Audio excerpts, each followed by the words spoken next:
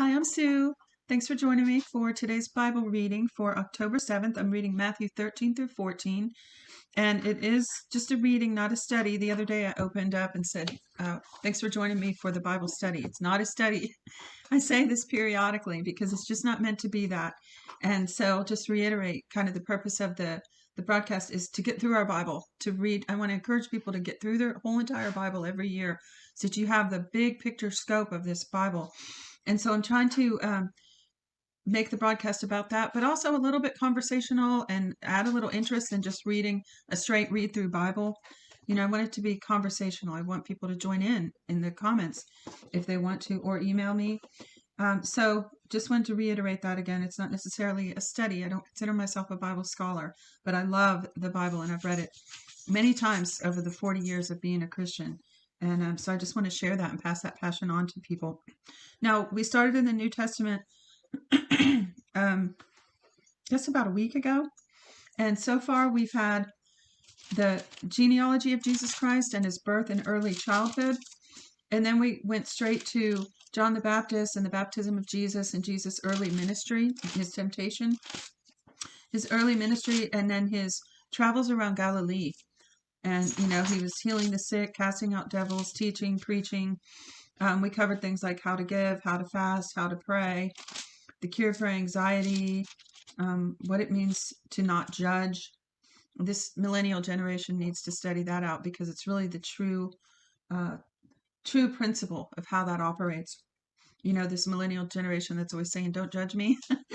Okay, it's a double-edged sword. We're supposed to have good judgment and judge situations and principles and truth, but we're not necessarily supposed to place a judgment against each other. That's God's job, right? So anyway, in Matthew here, we have Jesus teaching these things and driving out demons and healing people and just basically spreading the love of the kingdom everywhere he went, announcing the kingdom and calling his disciples. And then he commissioned them to go out and do the work. So he's training them. He's reproducing himself. And, excuse me today. And just more and more teaching here. Excuse me, with many references to the Old Testament. This is where he talked about, you'll know a tree by its fruit. He gave the sign of Jonah that, as Jonah was in the belly of the whale 3 days and 3 nights, he would be in the belly of the earth. And then a bunch of parables. And today with chapter 13, it's just almost completely parables. Quite a few of them, and that's interesting. And then for chapter 14 today, we have John the Baptist beheaded, the feeding of the 5,000, the walking on the water, and miraculous healings. So that gives a little bit of a framework to put this information as we read through. Matthew chapter 13, verse 1, the parable of the sower. On that day, Jesus went out of the house and sat by the seaside. Great multitudes gathered to him, so that he entered into a boat and sat, and all the multitude stood on the beach. He spoke to them many things in parables, saying, Behold, a farmer went out to sow. As he sowed, some seeds fell by the roadside, and the birds came and devoured them. Others fell on rocky ground, where they didn't have much soil, and immediately they sprang up, because they had no depth of earth. When the sun had risen, they were scorched. Because they had no root, they withered away. Others fell among thorns. The thorns grew up and choked them. Others fell on good soil and yielded fruit, some 100 times as much, some 60, some 30. He who has ears to hear, let him hear. Why did Jesus use parables? The disciples came and said to him, Why do you speak to them in parables? He answered them, To you it is given to know the mysteries of the kingdom of heaven, but it is not given to them. For whoever has, to him will be given, and he will have abundance. But whoever doesn't have, from him will be taken away even that which he has. Therefore speak to them in parables, because seeing they don't, therefore I speak to them in parables, because seeing they don't see, and hearing they don't hear, neither do they understand. In them the prophecy of Isaiah is fulfilled, which says, I'm sorry for the distraction, my little dog's prancing underneath me. You might hear him. Okay, no sir, go. Let me read that last verse, 14. In them the prophecy of Isaiah is fulfilled, which says, By hearing you will hear, and will in no way understand. Seeing you will see, and in no way perceive. For this people's heart has grown callous, their ears are dull of hearing, and they have closed their eyes. So that should cause us all to check our heart, shouldn't it? Their heart, because he's telling why they can't hear, why they're not perceiving these revelations that are coming from Jesus, why they don't get the parables. It says their heart has grown callous and their ears are dull of hearing, and they have closed their eyes. Or else perhaps they might perceive with their eyes, hear with their ears, understand with their heart, and would turn again, and I would heal them. Isaiah 6. But blessed are your eyes, for they see, and your ears, for they hear. For most certainly I tell you that many prophets and righteous men desired to see these things which you see, and didn't see them, and to hear the things which you hear, and didn't hear them. The parable of the sower explained. Hear then the parable of the farmer. When anyone hears the word of the kingdom and doesn't understand it, the evil one comes and snatches away that which has been sown in his heart. This is what was sown by the roadside. What was sown on the rocky places, this is he who hears. This is the awkward wording again. Verse 20. What was sown on the rocky places, this is he who hears the word and immediately with joy receives it. Yet he has no root in himself, but endures for a while. When oppression or persecution arises because of the word, immediately he stumbles. What was sown among thorns, this is he who hears the word, but the cares of this age and the deceitfulness of riches choke the word, and he becomes unfruitful. What was sown on good ground, this is he who hears the word and understands it, who most certainly bears fruit and produces, some 100 times as much, some 60, and some 30. The parable of the wheat and the weeds. He set another parable before them, saying, The kingdom of heaven is like a man who sowed good seed in his field, but while people slept, his enemy came and sowed darnel weeds also among the wheat and went away. Let's see what that darnel weed is. First I've heard that. Darnel, it's the footnote says darnel is a weed grass, probably bearded darnel or Lolium temulentum, that looks very much like wheat until it's mature, when the difference becomes apparent. So darnel weeds, those are the tares, right? So it says, now I gotta find where I left off. But while people slept, the enemy came and sowed darnel weeds also among the wheat and went away. But when the blades sprung up and produced grain, then the darnel weeds appeared also. The servants of the householder came and said to him, Sir, didn't you sow good seed in your field? Where did these darnel weeds come from? He said to them, An enemy has done this. The servant asked him, Do you want us to go and gather them up? But he said, No, lest perhaps while you gather up the darnel weeds, you root up the wheat with them. Let both grow together until the harvest, and in the harvest time I will tell the reapers, First gather the darnel weeds and bind them in bundles to burn them, but gather the wheat into my barn. The parables of the mustard seed and the yeast. He set another parable before them, saying, The kingdom of heaven is like a grain of mustard seed, which a man took and sowed in his field, which indeed is smaller than all seeds. But when it is grown, it is greater than the herbs and becomes a tree, so that the birds of the air come and lodge in its branches. He spoke another parable to them. The kingdom of heaven is like yeast, which a woman took and hid in 3 measures of meal until it was all leavened. I'm going to read that one again. Very short, just 2 sentences. He spoke another parable to them.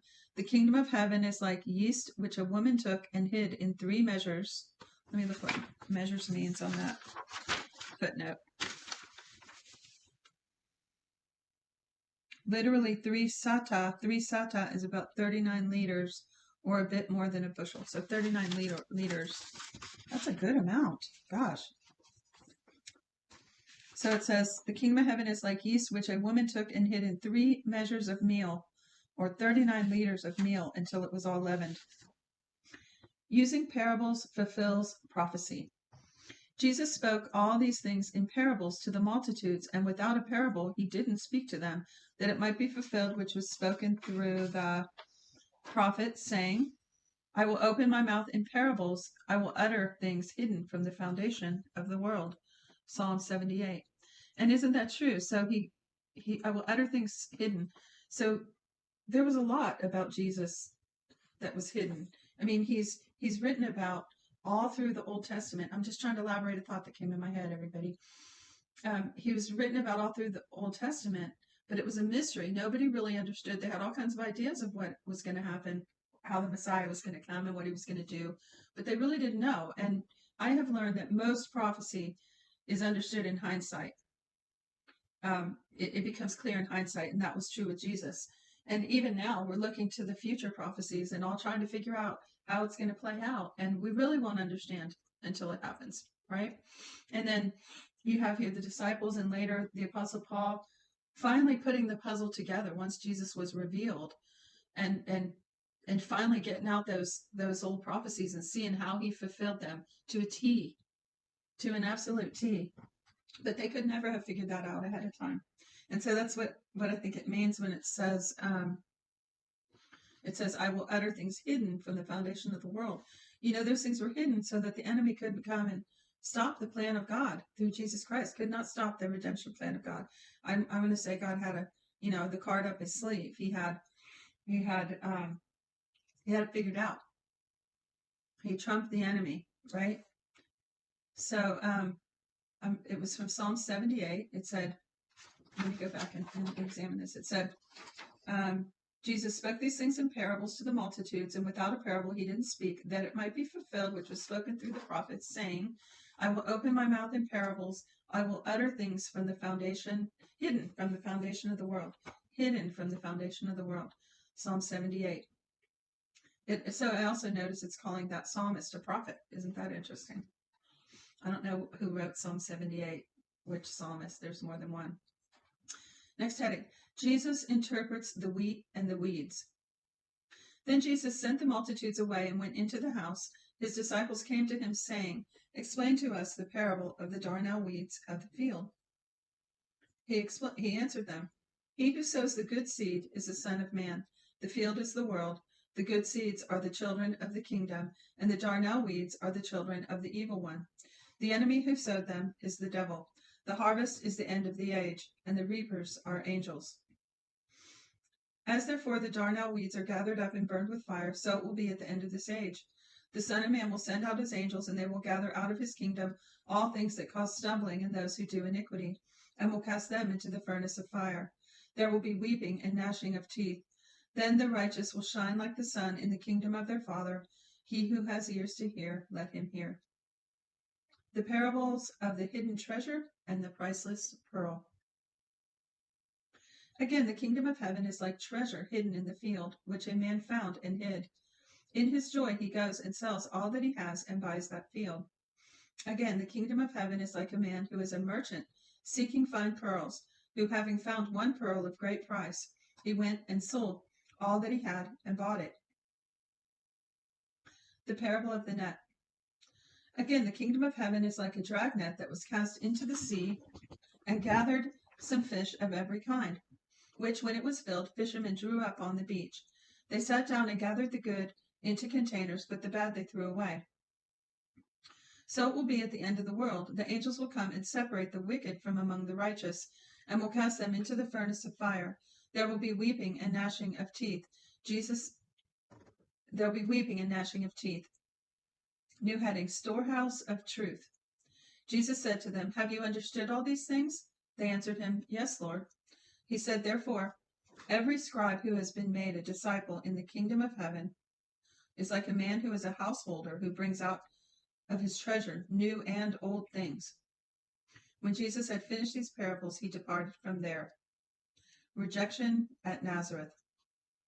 Coming into his own country, he taught them in their synagogue, so that they were astonished and said, where did this man get this wisdom and these mighty works? Isn't this the carpenter's son? Okay, so a couple thoughts. Please feel free to share your thoughts in the comments. One thought was, I keep wanting to stop and meditate on these parables. It's been a while since I read them. And it actually has a different effect reading out loud. I feel like I'm concentrating more. Kind of like the difference between driving a car and being a passenger, right? I like both. I love being read to. But there's difference reading it out loud. And the other thought was, well, to finish that thought, so I find myself wanting to stop and really think about these comparisons being made in the parables. So I'll do that when I re-listen to the video. And then here, he was teaching in the synagogues, and they were, they saw his wisdom and his authority and the works he was doing, and they were shocked. But people were teaching in those synagogues all the time. They still do to this day. The synagogues were like outposts from the temple. And, so Jesus was notably different from everybody else. And it says they were astonished. He was that different. What a privilege to have sat in his presence while he was on earth in this phase of his ministry. So it says, where did this man get this wisdom and mighty works? Isn't this the carpenter's son? Isn't his mother called Mary, and his brothers James, Joseph, Simon, and Judas? Aren't all his sisters with us?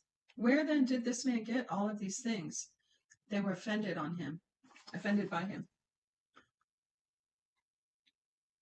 But Jesus said to them, a prophet is not without honor except in his own country and in his own house. He didn't do mighty works there because of their unbelief. John the Baptist beheaded. At that time, Herod the Tetrarch heard the report concerning Jesus and said to his servants, this is John the Baptizer. He is risen from the dead. Excuse me. That is why these powers work in him. For Herod had arrested John and bound him and put him in prison for the sake of Herodias, his brother Philip's wife. For John said to him, it is not lawful for you to have her. When he would have put him to death, he feared the multitude because they counted him as a prophet. But when Herod's birthday came, the daughter of Herodias danced among them and pleased Herod. Therefore he promised with an oath to give her whatever she should ask. She, being prompted by her mother, said, give me here on a platter the head of John the Baptizer. The king was grieved, but for the sake of the oaths and those that sat at the table with him, he commanded it be given. And he sent and beheaded John in the prison. His head was brought on a platter and given to the young lady, and she brought it to her mother. His disciples came, took the body, and buried it. Then they went and told Jesus. Feeding 5,000. Now when Jesus heard this, he withdrew from there in a boat to a deserted place apart. When the multitudes heard it, they followed him on foot from the cities. Jesus went out, and he saw a great multitude. He had compassion on them and healed their sick. When evening had come, his disciples came to him, saying, this place is deserted, and the hour is already late. Send the multitudes away, that they may go into the villages and buy themselves food. But Jesus said to them, they don't need to go away. You give them something to eat. They told him, we only have here 5 loaves and 2 fish. He said, bring them here to me. He commanded the multitudes to sit down on the grass. He took the 5 loaves and the 2 fish, and looking up to heaven, he blessed, broke, and gave the loaves to the disciples, and the disciples gave to the multitudes. They all ate and were filled.